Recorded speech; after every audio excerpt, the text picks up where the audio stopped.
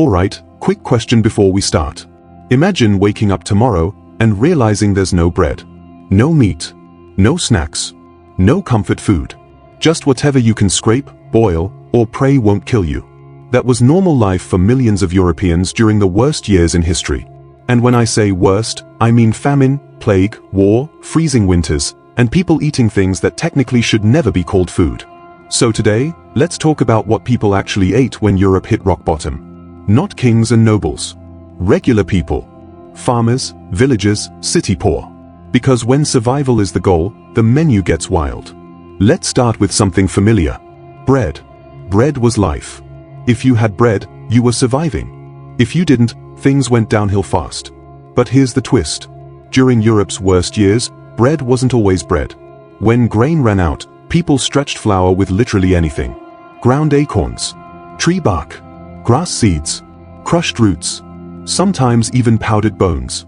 There are records from medieval famines describing bread so dark, bitter, and hard that it barely counted as food, but people ate it anyway. Because the alternative was starving. And when there was no grain at all, people boiled whatever plants they could find. Nettles, thistles, weeds pulled straight from the roadside. If it didn't kill you immediately, it was worth trying. Now, before we go any further, quick pause. If you're into the side of history that doesn't get cleaned up for textbooks, the everyday struggle, the survival stories, the stuff people actually lived through, you're going to want to subscribe. Because this channel is all about the raw, uncomfortable, fascinating truth of the past, and you don't want to miss what's coming next. Alright, back to the darkness. One of the worst chapters was the Great Famine of the early 1300s. Years of non-stop rain ruined crops across Europe. Fields turned into mud. Grain rotted before harvest. Livestock died from disease. Food prices exploded. And suddenly, millions of people were desperate. People started eating cats, dogs, rats. Not as a last resort. As a regular survival tactic. Chroniclers wrote about families boiling animal hides, belts, and shoes to extract whatever nutrients they could. Leather stew was a thing. Imagine boiling your boots and hoping it keeps you alive another day. And it gets worse. In some regions, people dug up old carcasses. Others scavenged slaughterhouse waste that had already gone bad. There are even rare but disturbing reports of cannibalism during peak famine years. Not because people were cruel. Because hunger breaks rules. Hunger rewires the brain.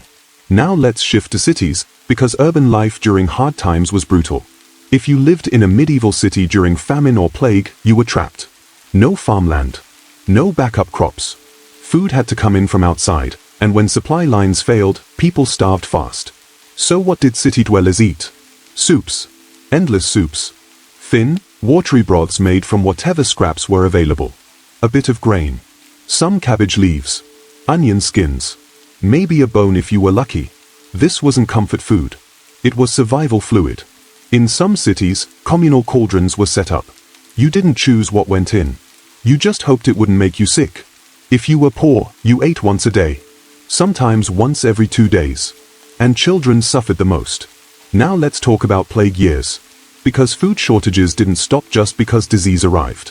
During the Black Death, farms were abandoned as people fled or died. Fields went unplanted. Harvests failed. Ironically, food sometimes became cheaper after the worst waves, because fewer people were alive to eat it. But during the chaos itself, things were ugly. People avoided markets. Animals wandered unattended. Food spoiled quickly because trade collapsed. So people turned inward. They ate stored grains, dried peas, salted fish if they had any. If you lived near the coast, fish could save your life. If you didn't, you were at the mercy of whatever was left in your pantry. And when pantries were empty, you guessed it. Foraging again. Roots. Wild berries. Mushrooms, which was incredibly risky. One wrong mushroom, and that hunger problem ended permanently. Now let's move north. Because cold made everything worse. During Europe's worst winters, especially during the Little Ice Age, crops failed regularly. Short summers. Long freezes. In places like Scandinavia and parts of Eastern Europe, people relied heavily on preserved food. Salted fish. Dried meat. Fermented vegetables. If you didn't preserve food, you didn't survive winter. But during famine years, preservation didn't matter if there was nothing to preserve. People ate bark bread, made by grinding the inner bark of pine trees into flour.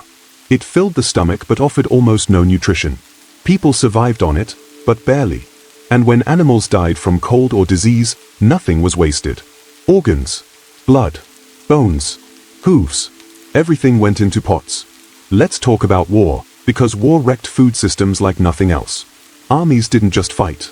They looted, burned fields, killed livestock.